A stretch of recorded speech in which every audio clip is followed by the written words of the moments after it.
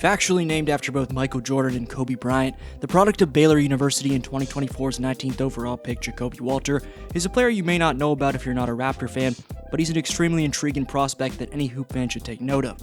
His rookie season consisted of him playing 52 games, scoring in double figures in a hefty 20 of them, dropping a game winner against the Orlando Magic, and averaging around 14 points, 5 rebounds, 3 assists on a 49-55-100 shooting split in the month of April.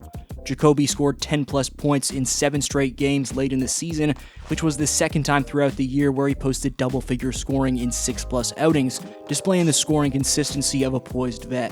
We'll get back to his ceiling, but let's quickly talk about what could bring him to his floor. 47% of his overall shot attempts came from beyond the arc, shots in which he only hit 35% of.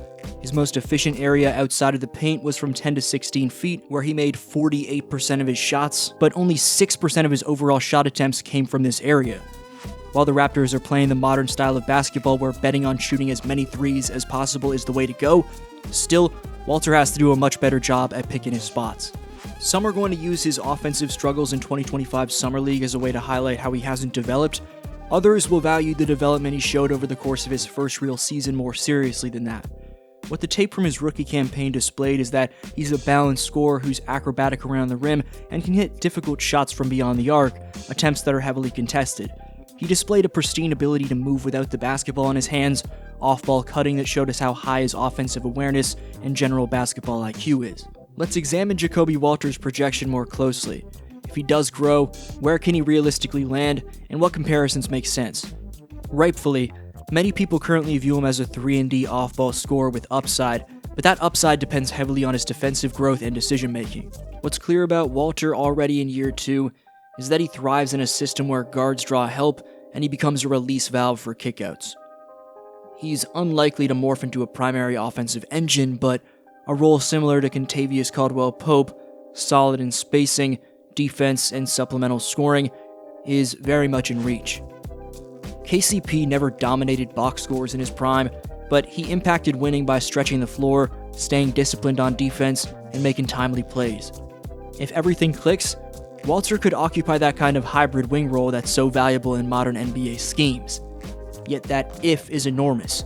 The leap from promising role player to dependable two-way wing is one of the hardest in the league, and without significant gains in shot creation, defensive consistency, and physical strength, he may stay a 3-and-D specialist, useful but not transformative for a franchise.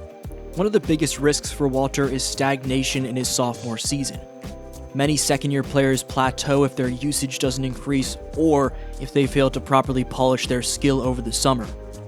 Walter's limited ball handling may restrict what coaches trust him to do. If he remains relegated strictly to off-ball catch-and-shoot roles, he may never develop the instincts required to read defenses as a creator. There's also the matter of physical development. He's got decent length and an NBA frame, but still needs to add functional strength, improve lateral quickness, and sharpen endurance to stay on the floor. Opponents will continue to test his body on drives, post-ups, and mismatches, and how he responds will say a lot about his ceiling. Defensively, refining his off-ball awareness and cutting down on lapses, such as ball watching or late rotations, could determine whether he's trusted in closing lineups. If his shot doesn't improve, especially on catch-and-shoot looks or movement threes, his offensive impact could plateau under playoff pressure. Without steady incremental growth across these areas, the case for just another prospect gains weight, because the league is full of 6'6" wings who can shoot 35% from deep but don't bring much else. Another crucial factor is coaching fit and opportunity. The Raptors' system or Darko's willingness to experiment may dictate how much room Walter has to grow. If the team leans further into youth development and gives him 25 to 30 minutes nightly, he'll accumulate the reps needed to expand his game. If the rotation tightens or becomes loaded with veteran shooters, his minutes may remain sporadic and his growth delayed. How Toronto invests in his development, individualized shooting programs, defensive drills, strength and conditioning will heavily impact his trajectory. The mental side matters just as much. Will he embrace the invisible work like film study, defensive scouting, and off-court preparation? By leaning into his work ethic, he can mitigate some of his physical limitations and build trust with the staff. Ultimately, the coaching staff needs to assign him meaningful minutes, hold him accountable, and test him in tougher matchups to accelerate his growth into a reliable two-way contributor. Let's run a scenario projection to visualize his possible paths. Best case versus baseline versus worst case. In the best case scenario, Walter becomes a reliable two-way starter by year 3 or 4.